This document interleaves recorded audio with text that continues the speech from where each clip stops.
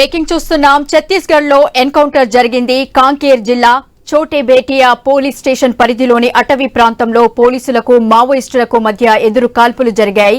ఈ కాల్పుల్లో ఓ మహిళా మావోయిస్టు మృతి చెందింది.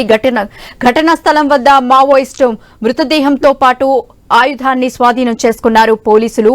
ఇరువురు మధ్య ఎదురు కాల్పులు కొనసాగుతున్నాయి.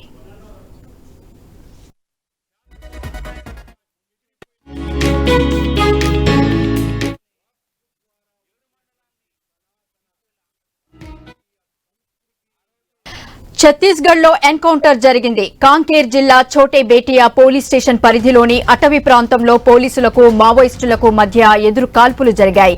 ఈ కాల్పుల్లో ఓ మహిళా మావోయిస్టు మృతి చెందింది. ఘటనా స్థలం వద్ద మావోయిస్టు మృతదేహంతో పాటు ఆయుధాన్ని స్వాధీనం చేసుకున్నారు పోలీసులు. ఇరువురు మధ్య ఎదురు కాల్పులు కొనసాగుతున్నాయి.